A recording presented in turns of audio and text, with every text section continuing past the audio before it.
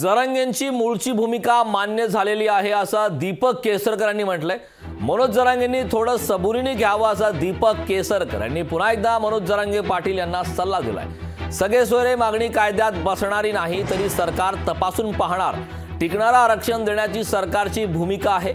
जुने सर्व कागदपत्रे केवळ मराठवाड्यातले तपासलेले नसून संपूर्ण महाराष्ट्रातले तपासले आहेत असं देखील या दरम्यान दीपक केसरकर यांनी प्रतिक्रिया दिलेली आहे। पुन्हा एकदा मनोज जरांगे पाटील यांना सबुरीने घेण्याचा सल्ला दिलाय।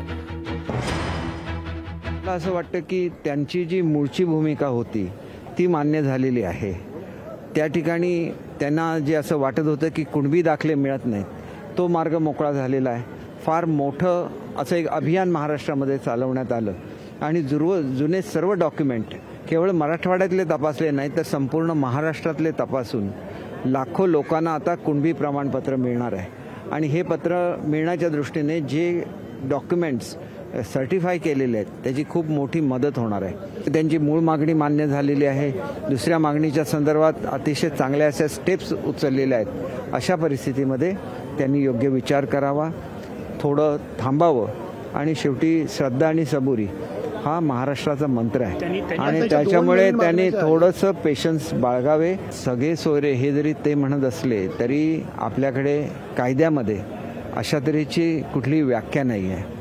आपल्याला जे पतीच्या इथून आलेलं असतं म्हणजे लग्न होण्यापूर्वी जर आपली जात वेगळी असली तर लग्नामुळे जात बदलत नाही। जात ही जन्मामुळे ठरते। त्याच्यामुळे ज्या जातीमध्ये जन्म झाला त्याच जातीचा दाखला कायद्याने देता येतो। कायद्याच्या पलीकडे सरकारला जाता येत नाही। त्यांच्या प्रत्येक मागण्या मान्य केल्या, जी मागणी कायद्यामध्ये बसणार नाही तरी पण सरकार तपासून बघेल। परंतु ज्या ठिकाणी रिलेशन्स आहेत या ब्लड रिलेशन्स मान्यच केलेले आहेत। त्याच्यामुळे ब्लड रिलेशन आणि सगळे रक्ताचे नातेसंबंध आणि सगळे सोयरी याच्यामध्ये फरक आहे। सगळे सोयरी ह्या लग्नामुळे बनतात आणि त्याच्यामध्ये ब्लड रिलेशनचा प्रश्न येत नाही आणि आरक्षण हे ब्लड रिलेशनशी संबंधित असतं।